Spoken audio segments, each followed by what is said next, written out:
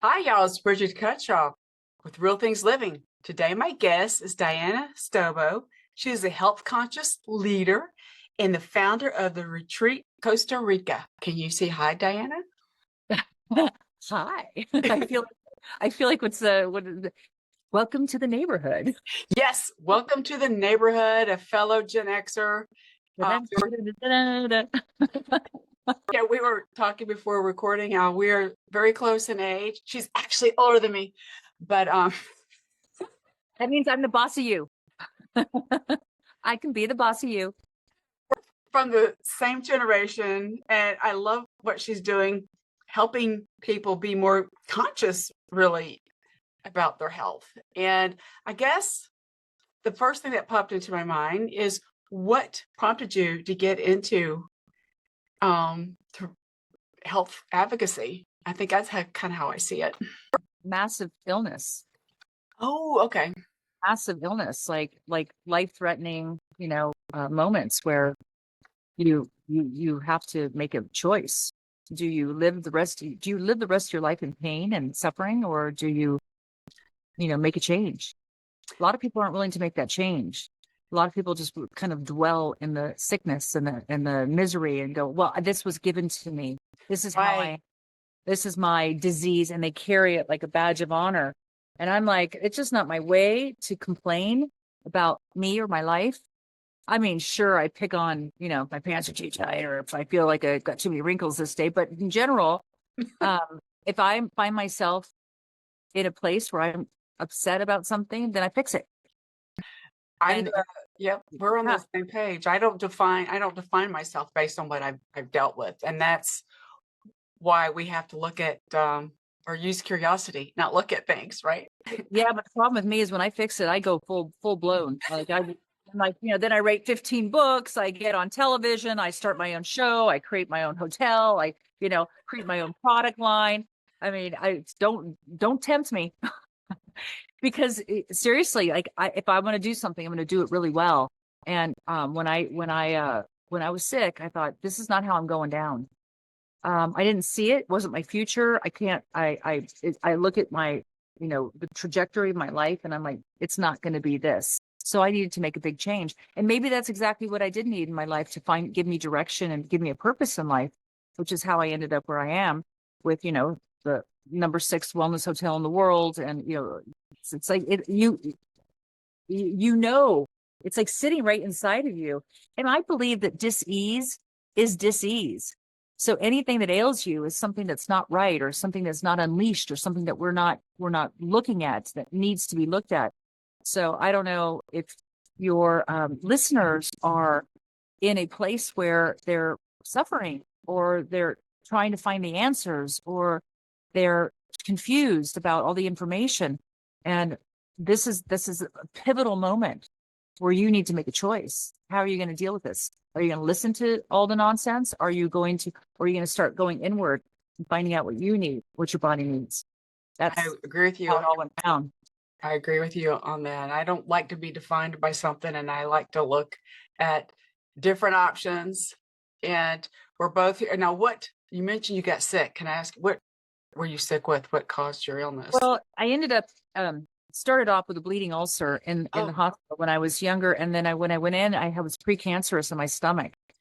Plus, I had ectopic pregnancies, which they found out later is because I had an overgrowth of candida in my tubes. Well, they didn't find out. I discovered that. They just kept cutting out my tubes, and then I had to do in vitro. And in vitro was just medicine on top of medicine on top, just loading yourself. And then hey, I have a pain in my right shoulder right now, and they gave me Vioxx. Turns out Vioxx was killing people. ah, Thank God I'm not good at taking my meds because I might have been dead by now. My thyroid, which I ended up with thyroid cancer, but I was on Levoxyl and I cleaned that out. So I completely healed my body through many different modalities of healing, not just food, not just mindfulness, not just physically, but using the technology that's available and just finding answers. I'll never take no for an answer. I just don't believe that I have one of my employees always go, that's impossible. I go, nothing's impossible. I am actually proof that nothing is impossible. And so there's always a way. And the truth is, your body wants to heal. Everything you need is right here. It's in your body already.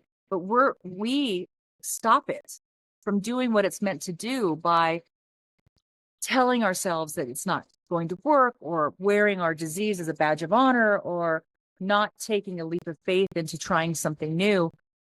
That's not the way I did things. That's good.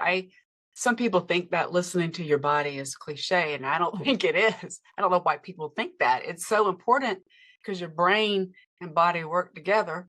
You're, to heal, and you have to pause and think about what you got to change, right? I'm sure that you did a lot of Well, different my changes. mom used to tell me, she said, if you live long enough, you're eventually going to die of cancer. And I was like, wow, you just wrote your end.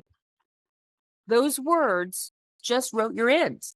So you need to cancel that real quick. Otherwise, that's exactly how you're going to go out. If that's what you want for yourself, then you keep saying those words, because that'll be real.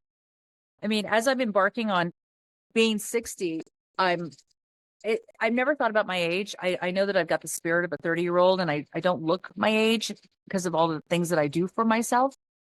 But I think primarily because I don't act, because I think I'm a teenager, basically. But I love your personality. yeah.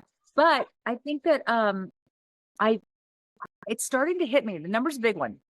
And I the other day I took a picture of myself. I was in a bikini laying by my pool, and I thought, I've never worn sunscreen. And how many doctors have warned you about sunscreen? Wear sunscreen, wear sunscreen. You're gonna get cancer. You're gonna have a and I was like, I'm not 20 physically. I mean, I've got crepey skin, I've got, and even I've got all the stuff a 60-year-old would have. And I took a picture and I was like, if someone told me 40 years ago that I was gonna look like this at 60, I don't know, what would I have done differently? I probably would have taken such good care of myself, because I would have said, oh, I would look like that anyway.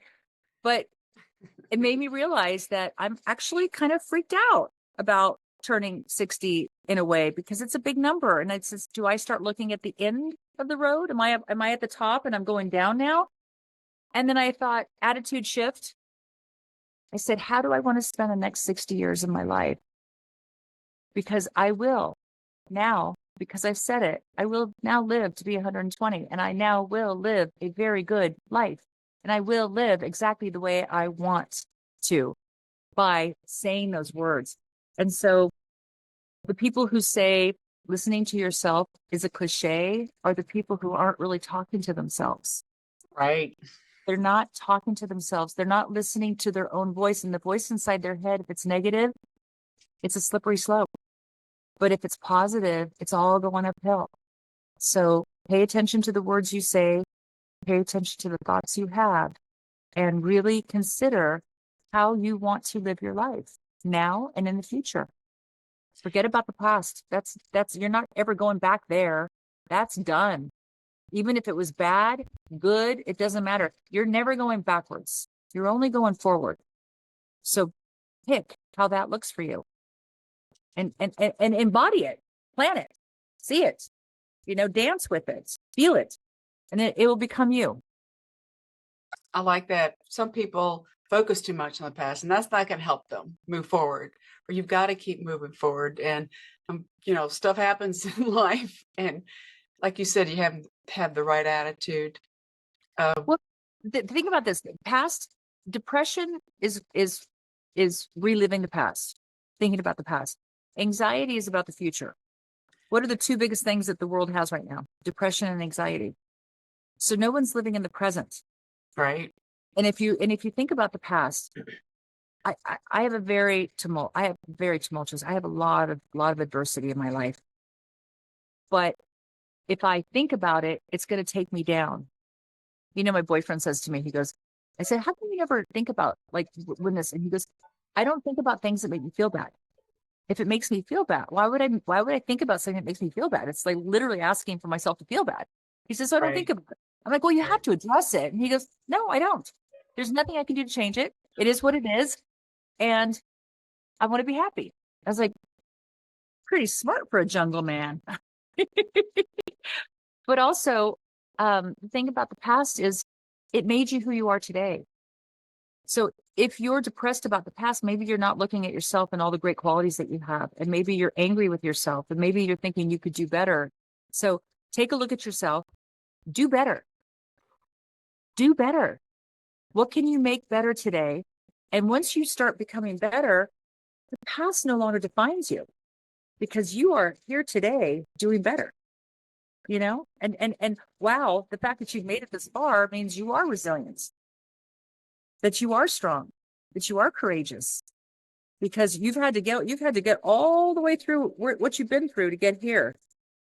And the fact that you're even listening to Brigitte, oui. the fact that you're even listening to Brigitte talking about resilience is meaning that means you care and you want better for yourself. So just do it. It's like a switch. Just do it. Turn the light on. Boom. Done. Passes in the dark. It's kind of cool. It can be that easy. You know, people, it's not that easy. Well, it can be that easy if you let it be. Right. You have to. Exactly. If you let it be, it can be that easy. Right. We mentioned about being present. That's, I think, one of the reasons why I like dogs, because they remind you to be there in that moment, and they sniff everything when you're walking them. But that I tell you a great analogy to that. You are so spot on. There is a acupuncturist here in Costa Rica, and she specializes in animals. And so I heard she's also good with people. So I went to go see her, and I was having an issue. This is several years back. And she said, I said, why did you start moving to people and doing people instead of just the animals? She goes, because the animals only have to come once. And I said, what do you mean? She says, the animals don't have the thought that stops them from healing. The animal just gets the meridians moving, the energy moving, and then they heal. Whereas humans talk themselves out of healing. They talk themselves out of getting better. I was like, wow, that is so powerful. So crazy. It is. Wow. Right? I never thought about it that way. The dogs are, I should say dogs, but animals in general, I think dogs are here to support us for some reason. And they were, I should say bred, but they were changed to help us. And there's a documentary on Netflix about it, The Life of a Dog or something like, I don't know what it's called. And they evolved to help us. They don't look back. They don't look back. They don't dwell. It's one day at a time. It's like, oh, that's good. Oh, that's good. Yes. Love over there. Oh my God, there's love over. Oh my God, I think my boyfriend's a dog. I joke that my avatar, I'm a dog in a different life. Funny. You have to think about, that's kind of how my view of life is. You're a dog, try to be in the moment. And I'm not perfect, but I'll learn from my mistakes. I don't go mark on the walls. I'm just kidding. Right. No, it is.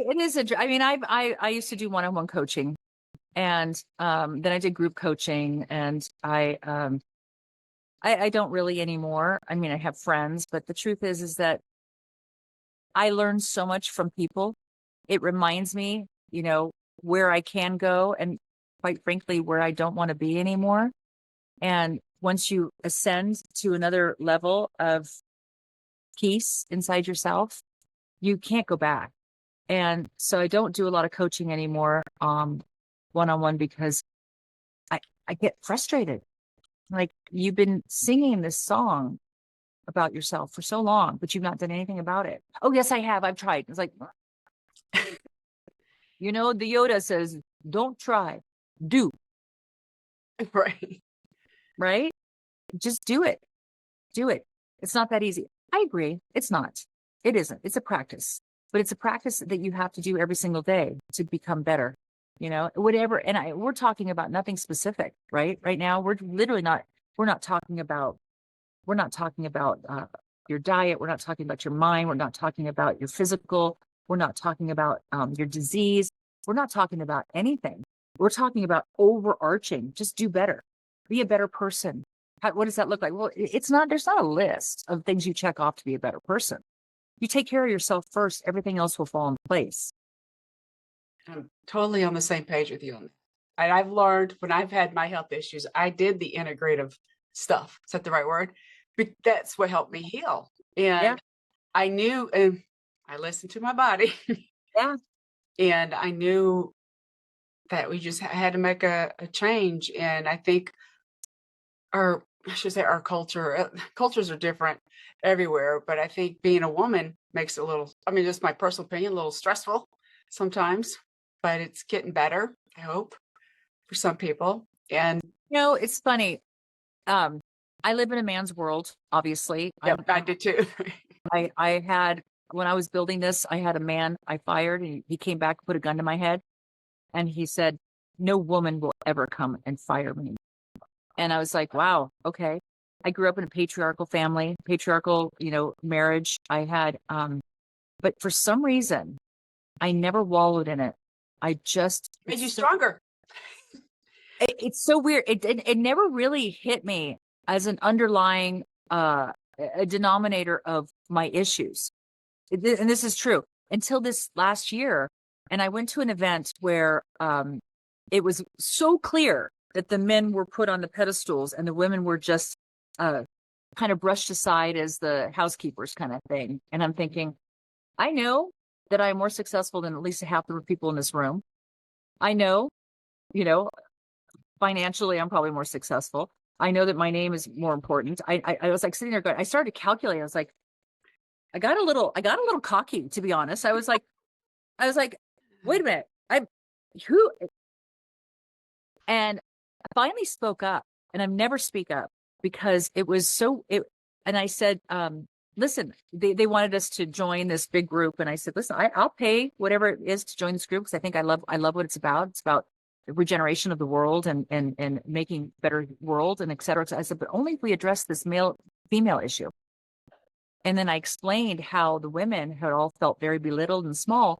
And what was so cool is that 7 of the most prominent, probably the most successful men in the room said, we saw that happening and we didn't say a word and we're so shamed. We actually saw it because, women complain, men are going, you're just making that up in your head. But the men admitted that they saw it and they saw the discrepancies and how we were treated like second-class citizens. And I thought, I don't know, it's something really powerful about that made me feel seen. That's good. Yeah, it was like, okay, so you guys do see it. You're just on the upper side, so you don't complain about it. And I'm sure you've been in a situation where you're the favorite. I'm sure somebody's like, oh, she likes me more than she likes her. But you never look at what it feels like to be that person. Right. What does it feel like to be the girl that's not liked as much? And I've been on both sides, and you're like, ooh, let's include this person because that's not right, and let them step up. And that's kind of what happened with these guys. They said, you know what, girls, these are powerful girls. And what was really interesting is once I spoke up, all the men came and said, I'd like to partner with you. I'd like to do this. I'd like to do this. Because most women sit back and cower and feel small because and feel bad inside, which is what I would probably normally do. But I didn't this particular time. And it changed me a little bit. That's good. As you're saying, you grew up with a patriarchal family. I grew up around the military. I'm a military brat. So I think that helped me a little bit to stand up. I was not in the military, but you see so much crazy stuff. And I'm very lucky. My mother was a good role model. I mean, at the time, I didn't think so. I mean, I was a teenager, right? But that's how it is. But I kind of had an attitude, I think, a little bit, maybe because I had an older brother who raised me. So I was not afraid to stand up. But I learned to be nice about it, not to be too abrasive. Is that the right word? Yeah. You learned to be a good girl. I was a good girl, but don't speak out. But don't cause any ruckus. Right. But then I had one of my business industry I was in. It was very, like you said, very male dominated, and I had a great boss. He said I could do anything. He said, you're a girl, and they had that same thing. They said, we trust you. We know you can, because I am so honest, maybe not in a good way, but I was a little too honest sometimes. But I think that helps. I think we try to be so perfect all the time, which is not good. Well, and also when it comes to male, female, we don't want to I think what happens is women take on a more masculine energy to prove. And I think what's happened with men who are trying to understand women, they're becoming more feminine. And Right. so, yeah, and it's not the way it is at all. In fact, again, this same group, we're kind of working through that and figuring out how does the woman stay in her magic and in her power and in her beauty and her grace and her wisdom and all that we offer as females and still show that we are not only as capable as the men, but in some ways more capable than the men. Sure. We're not competing with them. No. We're a whole and so we support them and they support us. And it goes both ways. And we need the masculine feminine to create balance. The woman shouldn't become more masculine. The man should not become more feminine. Literally, we need both to find the balance. And I think that's where we need to get to is you know, people want equality, but then we don't know how that looks. There's no role model. How do you find equality when there's no role model? Does a woman have to become a man and wear a suit to go to work to get the same pay as the man? Because I can tell you, I have 75 employees. Most of them are men, and I run circles around them. I get more done in 5 minutes than they do in 5 days. I So think that's women are capable, more capable. the feminine nature. For some reason, we do get stuff done. For some reason, I think I don't know why. And we're not being dominant, but we're just getting it done I should say in the background, but that's what you're I doing. think that's our mother instincts. Yeah. It's just we get things done. I'm actually working on a project with a group of men, and it's interesting. They're writing out this structure. We're 3 months in, and we're still trying to figure out the model, the structure. I'm already in my mind. I've already dug the holes and put the pipes in, like figure it out as I go, kind of thing. So they have different brains, totally different brains than we do.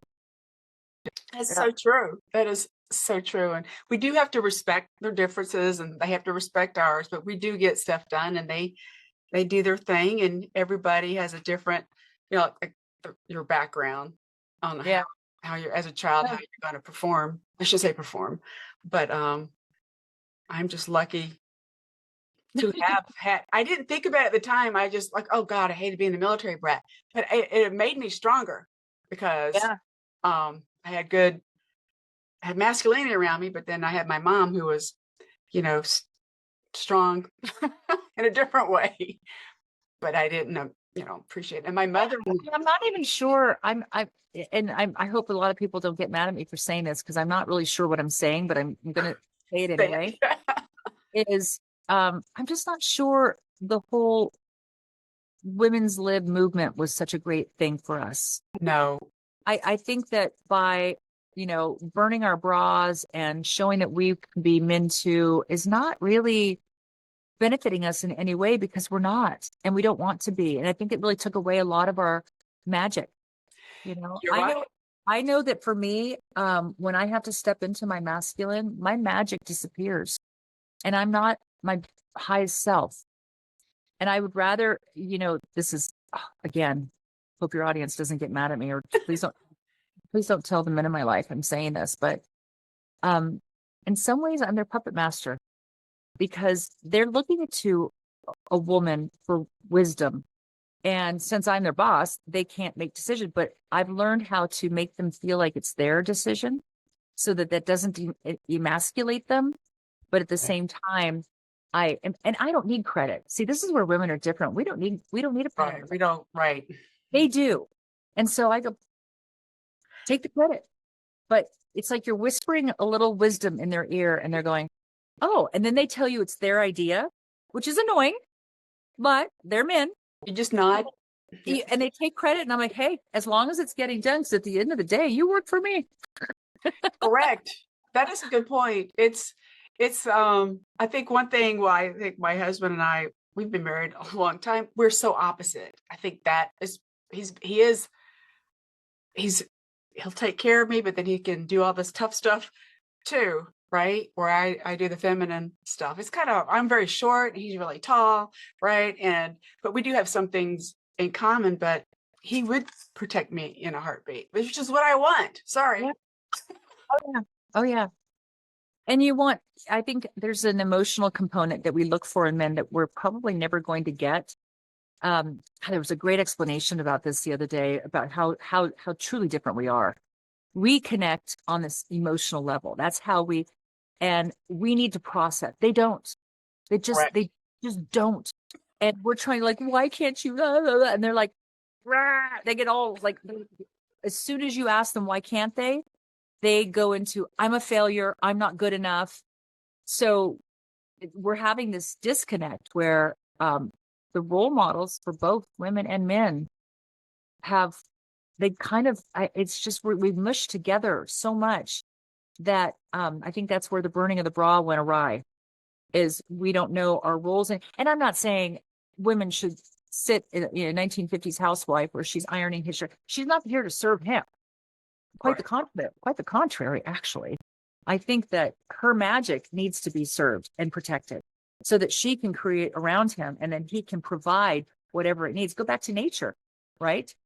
The man has to make sure that there's a good nest for the babies to be born, their nature is Oh, I love this. What you're abundant. doing.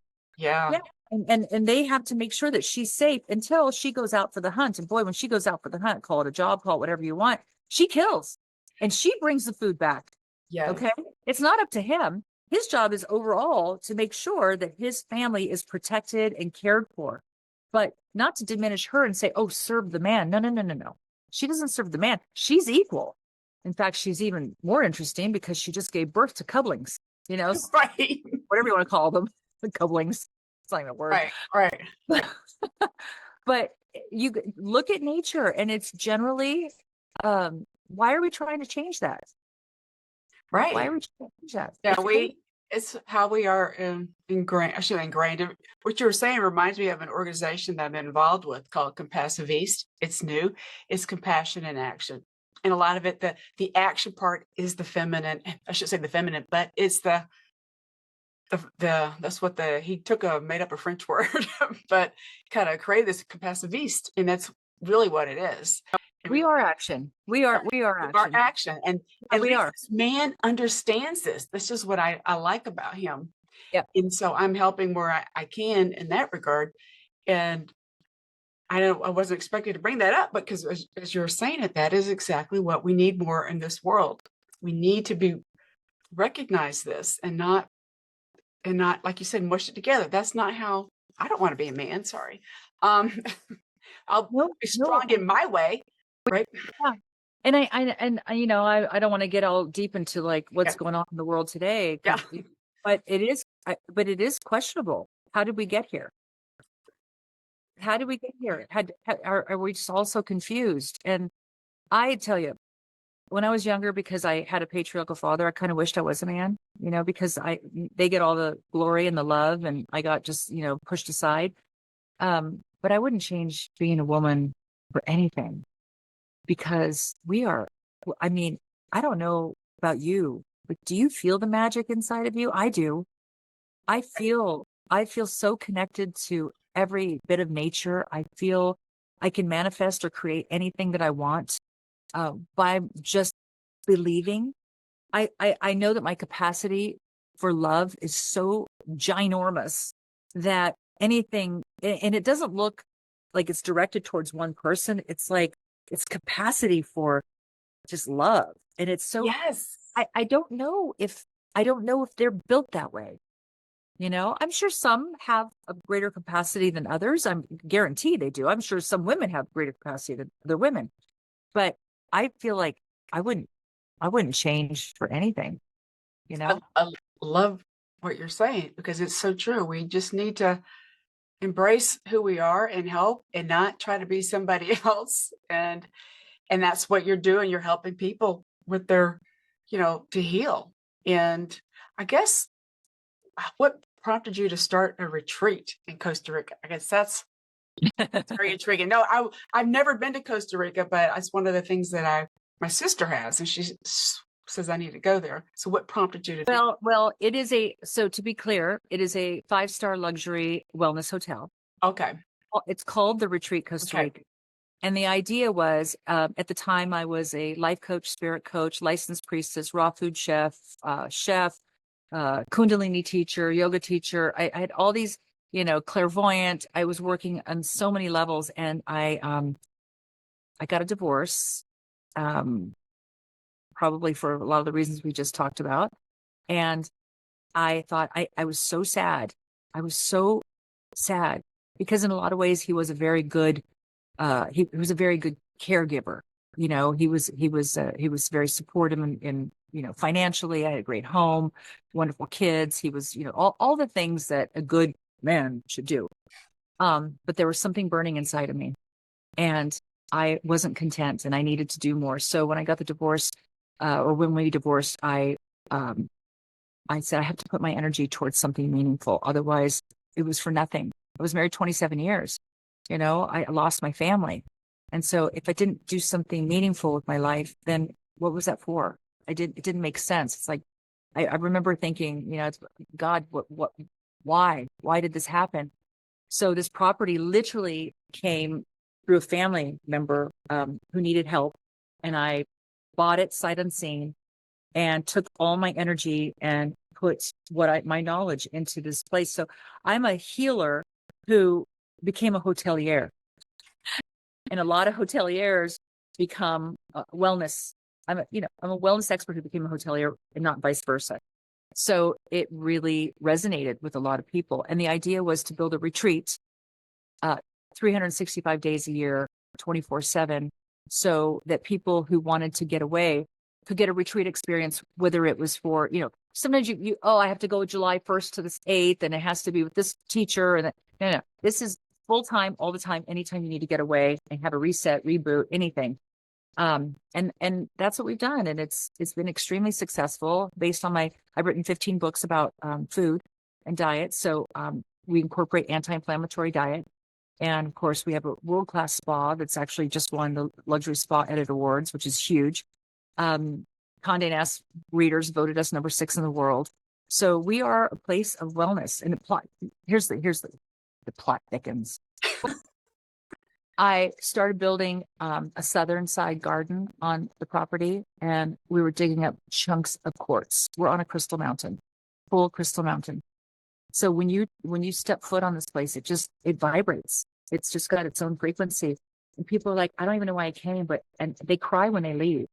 They just have this expansive experience and by the way, we have a 73% return rate because people come back 3-4 times a year because this is their home away from home. It's home. It's home where they go and they're like, I need a reset. I need some love. I need to feel good. Whatever they come for, I don't even know. They just come. They come often, which is great. That's awesome. You're making an impact like that because we need that. We need the calmness that you're providing. Well, and it's interesting. I don't know any hotel in the world where you go up to the owner and go, oh my God, thank you so much for building this place. This is the best. I mean, my favorite place in the world. I come, and I'm like, oh, they're like, no, I like, thank you. And they're hugging me and I'm like, where does that happen in the world? So, you're making an impact. That's beautiful. So for the listeners, my last question is, what is one takeaway for them if they're dealing, that you recommend if they're dealing with something? What are they dealing with? Well, like, right, any kind of problem. Like a resilience, how to find the resilience, maybe. How's that? Well, I think going back to what I said earlier, change your mind. Change your mind around it. Can I give one more anecdote? Because this helps a lot. I had a lot of issues with my mom. My mom always favored my brother, and a lot of issues. And I just never felt love for my mom, and everything she said bugged me. Everything, and it was like, oh God, here comes the battle axe. I mean, I'm like, all right, go, And one day I said, she's never going to change. The only thing I can change is my attitude towards her. So I started to change how I received her and how I responded to her. And now when she says something, I go, oh, you would say that, crazy lady. or she'll say something else and I go, oh, you old lady, you always say, you're not going to die of cancer.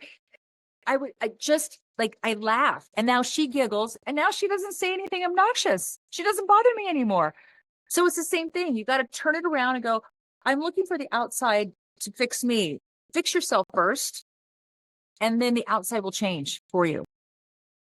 I like that story that it's so important. It just pops so many ideas into my head. Right? It really does. So for those that are listening, where can they learn more about you, Diana?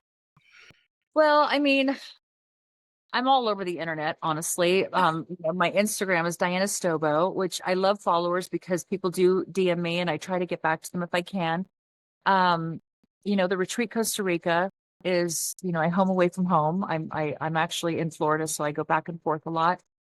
And of course, dianastobo.com. And really my life's work is here at the Retreat Costa Rica. Everything they've ever done has landed in this place. So if you ever want to come visit, just let them know that you heard me here. I love I love this what you're doing. It's just so important, and I love your authenticity, and it's I love your vibe, and that's Thank what we need. I do I like it. you. We're Yeah, 19 snakes. yeah, exactly. I love the vibe. This is really I just love learning and talking to people, and that's kind of why I started this, and that's why you started your retreat. And Yeah. for those that are listening, I'll include the links, excuse me, in the description section. Appreciate that. And have a wonderful time in Costa Rica. And thanks for listening, everybody. Thank you. That was fun. I enjoyed talking to you. Thanks.